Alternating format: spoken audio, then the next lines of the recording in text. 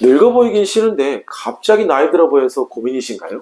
저는 이런 질문 많이 받습니다. 뭔가 해야 될 것 같긴 한데 뭘 해야 될지 모르겠다. 원장님은 사모님한테 뭘 해주세요? 이 질문 많이 받습니다.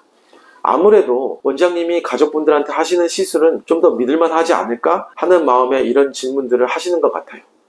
그래서 오늘 영상에서는 과연 내가 어떤 걸 해야 젊어 보일 수 있을까? 이런 고민을 덜어드리기 위해 50대가 하면 좋은 시술 4가지를 비교 정리해서 알려드릴게요. 영상 끝까지 보시면 나한테 맞는 시술이 이런 거구나 대략 느낌이 오실 겁니다. 그럼 어떤 시술이 좋냐?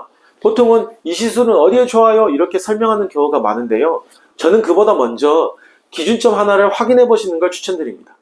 여러분 지금 거울 한번 봐보세요. 여기 눈 밑 앞볼 윗부분이 꺼지면서 아래로 내려간 느낌 있으신가요? 만약에 꺼지면서 내려간 느낌이 있다. 그렇다면 그건 그 피부의 문제가 아니라 피부 속 탄력, 속 지지력이 무너지고 있다는 신호입니다. 이런 분들께는 좀 비싸긴 하지만 그래도 순도 99.99%의 금실을 이용한 콜라겐실 리프팅, 금실 리프팅을 추천드려요. 그게 무슨 말이에요 하시는 분들을 위해 조금 더 쉽게 설명드릴게요. 우리 얼굴 피부는 원래 속에서 이렇게 단단하게 지지되고 있어야 해요. 그런데 속 탄력이 약해지면 피부를 받쳐주는 힘이 약해지면서 피부가 이렇게 아래로 서서히 흘러내리기 시작합니다. 그러면 앞볼이 꺼지면서 팔자가 깊어지고 턱선은 무너지며 얼굴 전체가 흐려져 보여요.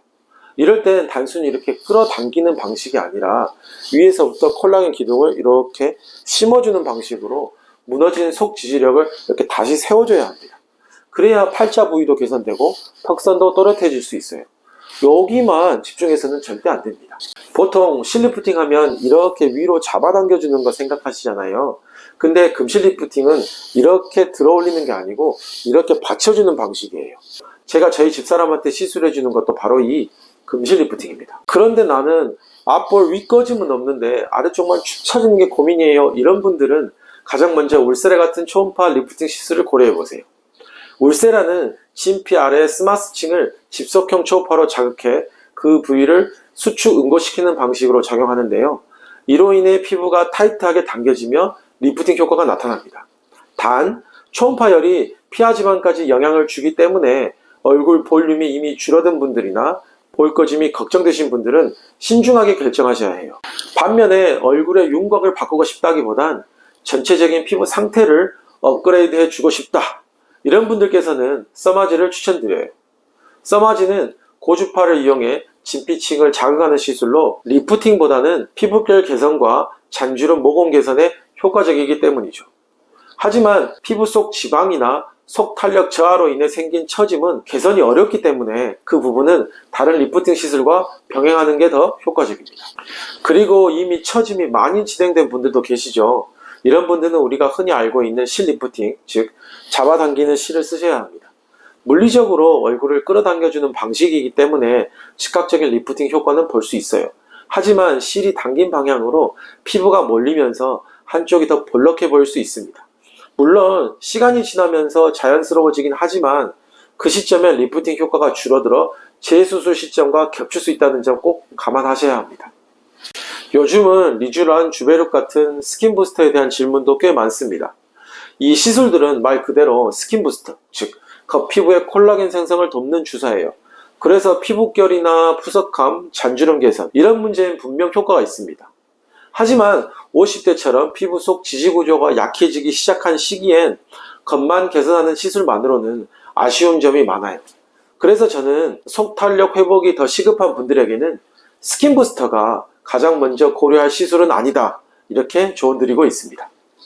지금까지 50대가 하면 가장 좋은 시술 4가지에 대해 알려드렸는데요.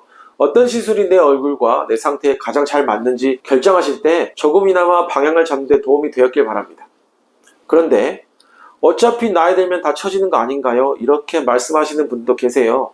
네, 맞습니다. 노화는 누구에게나 자연스럽게 찾아오는 과정이죠. 하지만 자연스러운 노화와 방치된 노화는 정말 달라요.